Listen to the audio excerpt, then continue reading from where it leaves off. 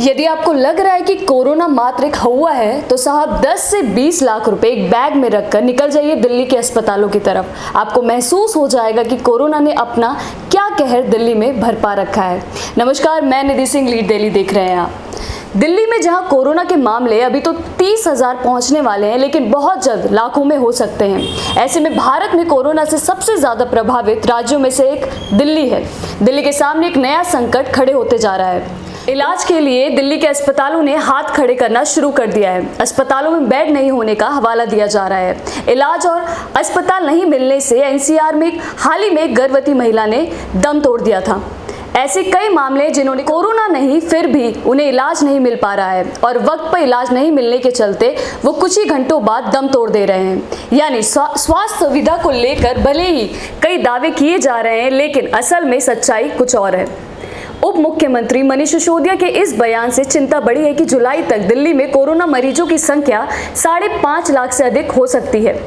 Rotors के अनुसार नई दिल्ली में कोरोना वायरस से संबंधित यह खबर तब आई जब लोगों को अपनी बीमारी के लिए अस्पतालों में बेड नहीं मिल पा रहे हैं और वे अस्पतालों और चिकित्सा केंद्रों के लिए दरवाजे पर ही दम तोड़ रहे हैं। भारत सरकार ने मार्च ही लॉकडाउन सहित कई प्रकारों के कदम उठाए, लेकिन कोरोना वायरस के मामलों की संख्या तेजी से वृद्धि हो रही है।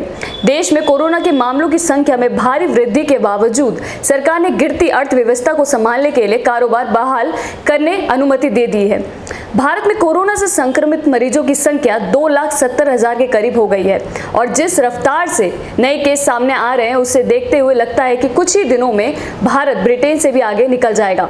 सबसे अधिक मामलों की दृष्टि से भारत इस समय दुनिया में 5वें नंबर पर है। दिल्ली के उप मुख्यमंत्री मनीष सिसोदिया ने कहा कि इस समय दिल्ली में कोरोना के 29,000 केस हैं और जुलाई के आखिर तक यह संख्या बढ़कर 5.5 लाख हो सकती है। उनका कहना था कि उस समय तक हम अस्पतालों में 80,000 अतिरिक्त बेड की जरूरत होगी, जबकि वर्तमान समय में हमारे पास 9,000 बेड की सुविधा है। एक छात्र अंकित गोयल का कहना है कि उनके दादा को पिछले हफ्ते 6 सरकारी अस्पतालों ने भर्ती करने से इनकार कर दिया था क्योंकि उनके पास खाली बेड नहीं थे। अंकित का कहना था कि निजी अस्पतालों में इलाज बहुत महंगा था, इसलिए घर वालों ने अदालत का दरवाजा खटखटाया था और अदालत ने इसी हफ्ते सुनवाई करने का फैसला किया था, मगर 78 साल के बुजुर्ग इससे पहले ही चल बसे।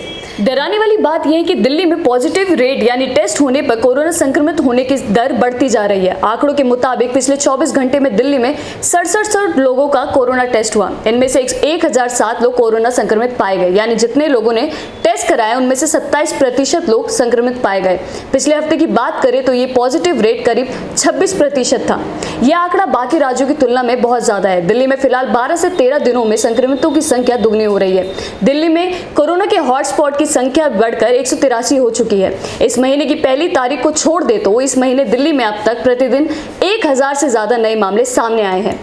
अगर संक्रमण की रफ्तार यही रही तो आज से 5 दिन बाद यानी 14 जून तक दिल्ली में कोरोना संक्रमण के कुल मामले 44,000 से ज्यादा हो जाएंगे। यह आंकड़ा 30 जून तक बढ़कर 1 लाख होने की आशंका है। ये खबर यहीं तक। मैं निधि सिंह आप लोगों से विदा लेती हूँ। बाकी खबरों के लिए देखते रहिए लीड दिल्ली। शुक्रिया।